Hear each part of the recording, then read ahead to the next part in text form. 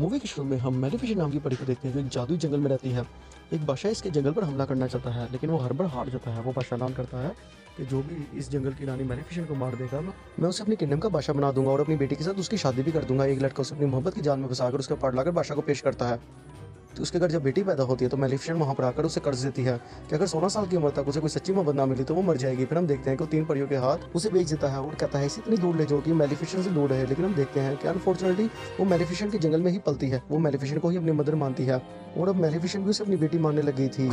उसे जब पता लगता है कि मेलेफिसेंट ने ही मुझे कर्ज दिया है, वो महल की तरफ जाती है, लेकिन उसका बाप उसके साथ बहुत बुरा बिहेवियर करता है। उसे कमरे में बंद कर देता है। अब 16 साल पूरे होने को थे, लेकिन उसे उसकी सच्ची मोहब्बत कोई नहीं मिली थी। मेलेफिसेंट आकर उसका माथा चूमती है और उसे होश आ जाती है। यानी मेलेफिसेंट उसे सच्ची मोहब्बत करती थी। अब वो उसे लेकर वापस अपने किंगडम में आ जाती है और उस किंगडम की नई रानी अब प्रिंसेस अरोरा थी और ये सब लोग अपनी लाइफ में बहुत खुश थे। इससे अगले पार्ट में हम देखते हैं कि एक आदमी इनके जंगल से क्रीचर उठाकर ले जाता है।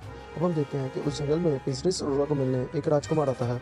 वो दोनों एक दूसरे को पसंद करते हैं और राजकुमार अपने घर वालों से बात करता है। वो इन दोनों को अपने घर दावत देते हैं। जब ये दोनों आते हैं तो प्रिंसेस की मदर मेलेफिसेंट को काफ़ी कड़वी कड़वी बातें करती है। वो इसे कहती है कि इसकी असल मदर कौन होगी। फिर हम देखते हैं कि मेलेफिसेंट को गुस्सा आ जाता है।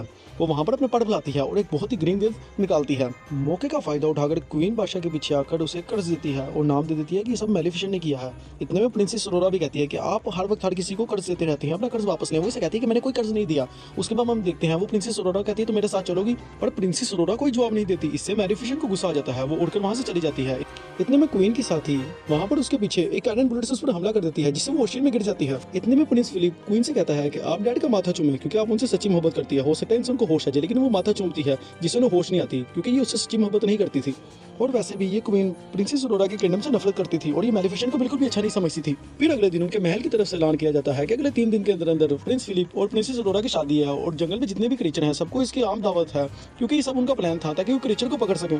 फिर हम देखते हैं कि एक क्रीचर जो बिल्कुल मेलेफिसेंट जैसा है, वो मेलेफिसेंट को पानी से निकालकर अपने साथ गुफा में ले आता है। वो मेलेफिसेंट को कहता है कि तुम्हें अगर ज्यादा ताकतवर बनना है तो तुम्हें प्रिंसेस अरोरा को माफ करना होगा। फिर हम देखते हैं कि वहाँ पर और भी क्रीचर आ जाते हैं। दरअसल ये सब इंसानों पर हमला करना चाहते थे। वो एक क्रीचर इन्हें बताता है कि कल प्रिंसेस अरोरा और प्रिंस की शादी है और ये अच्छा मौका है, हम इन पर हमला कर सकते हैं। लेकिन मेलेफिसेंट चुप रहती है।